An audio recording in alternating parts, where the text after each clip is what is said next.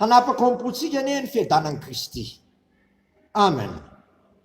Tsy mitsahatra misaotranao Tompo ny vavanay satria mbola nao nasinao famindraponay teo alohanay ka afaka mandroso alohanao zay ary tsy menatra manatona anao satria sitrako ny amela idamela melokay tsy ame tomponandro fahavelomanao anay. Koa mitenena indray ianao Tompo manana ny taridalana azonay manao ny sitraponao indray amin'ny tontolo andro ity. Amin'ny anaranao Jesosy teny tonga nofa naovanay izany vavaka izany. Amen. Ny anjara mofinainao antsika amin'ity andro 13 Jolay 2024 ity avana dia bokin'ny Amosa 7:7 andiny 10 ka hatramin'ny 17. Amosa 7:7 andiny 10 ka hatramin'ny 17 vaky toy izao zany amin'ny anaran'i Jesosy. Dinany ka tanan'i Jeroboama mpanjakan'Israely Amadia ilay mpisongona tao Betely manao hoe Amosa efa nanao tetika hikomo aminao teo amin'ny tagnanak'Israely ary tsy zakany tany ny teniny rehetra satria hoy Amosa ho faty sabatra Jeroboama ho baboana hiala amin'ny taniny tokoa ny Israely. Ary hoy Amaza tamin'ny Amosa ry mpahita andeha mazodositra makany amin'ny tanin'ny Jody ianao ka minana haninany ary mamania andro fa aza maminany eto Betely intsony fa fitoera-mason'ny mpanjaka sy tranom-mpanjaka ity.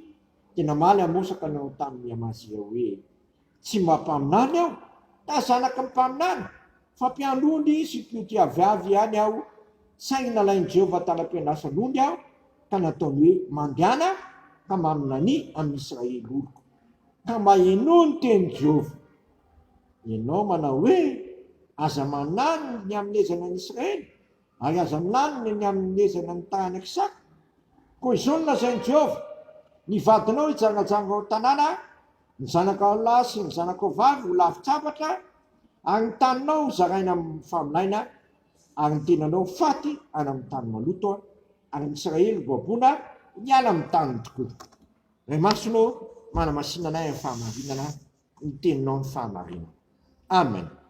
Ity lahatsoratra masiny ity ry havana dia faminaniana nataony mpaminany Amosa ho an'ny fireneny Israely sy ny mpanjaka tao avaratra dia Jeroboama sy ny mponina tao avaratra.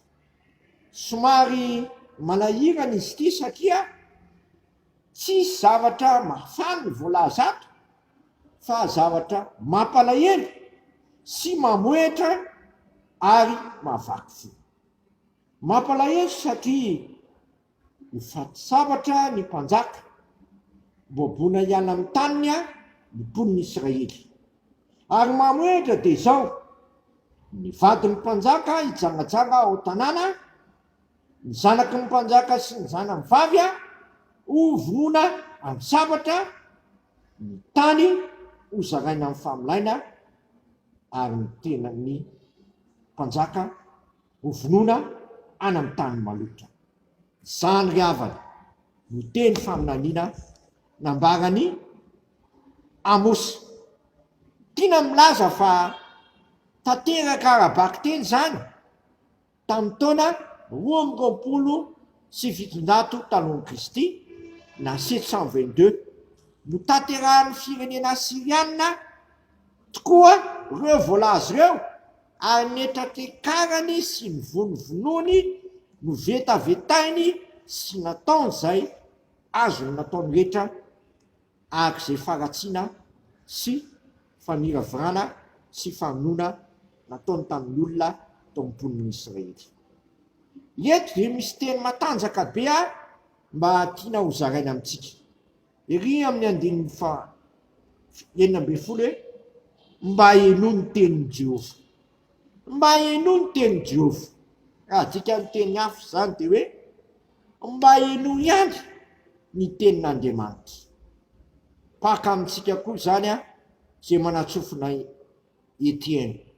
Aoka sika mba eno zay lazain'ny fanahy amin'ny fiangonana. Aoka sika tena tsy handray reny tenin'Andriamanitra rentsika ao am-piangonana sy amin'ny alalan'ny finaina sy amin'ny alalan'ny radio moa zao dia saika milaza tenin'Andriamanitra avokoa. Aza raisina amin'izao fotsiny reny fa mba eno ny tenin'Andriamanitra. ny olona mihaino tenin'Andriamanitra matsy a dia tapa-kevitra hiala amin'ny ratsy fanaony. Raha vao miala amin'ny ratsy fanaontsika dia tsy ho faty akory, fa zay mitetra amin'ny ratsy fanaony kosa dia ho faty any. Ny tompo dia tsy miantso antsika ho amin'ny fahafatesana sy fahaverezana, fa ny antsoina antsika dia ho amin'ny fahavelomana. Ka raha vao miala amin'ny ratsy fanaony ny mpanao ratsy a dia velona. Na dia efa miomana azy Andriamanitra hanafay sy hamono azy sy handrepaka azy no fotany sy mifaratsiny, kanefa mienina ny tenin'Andriamanitra isika dia miala sy manenina amin'ny ataony Andriamanitra. Tsara ho tsika eto ry havana ny nataony Jona raha nitovy filazantsara tany Ninive izy. Tena vao nitovy filazantsara tany Ninive izy, tonga ny bebaka, ny mpanjaka sy ny mponina rehetra, ny bebaka avokoa, nanao fonana, niantso fifadikanana, eny hatramin'ny biby aza tsy nahazo nisotro rano sy nihinan-kanina. Teo natrehan'izay dia niala tamin'ny fahatezerany Andriamanitra ka tsy nandrava ny Ninive.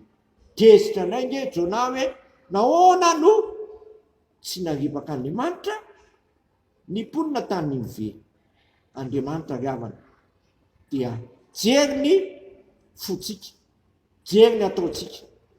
Tena manapa-kevitra koa zasy ianao hiala amin'ny ratsy fanaontsika dia tsy tonga amintsika ny faharavana sy ny fandriganana, fa tonga amintsika kosa ny fahatsaran'Andriamanitra sy ny faminam-pony zay manala antsika ao anatin'ny fahafatesana ka mihina antsika ao amin'ny fiainana. Moa tsy zany mana ataon'i Jesosy Kristy, zay manaiky an'i Jesosy Kristy dia tsy elohany, fa zay tsy mino azy kosa dia voetoka rahateo. Koa enatrehan'izany aza ho isan'izay tsy mino ianao, fa mino dia vonjeny ianao sy ny ankonanao ary zay rehetra mino an'i Jesosy Kristy dia tafafina ny alina tamin'ny fahafatesana ho amin'ny fiainana. Dia amintsika rehetra tokoa anie izany tenin'Andriamanitra any ka aoka ianao eny ny tenin'i Jehova mba hienoa ny tenin'i Jehova.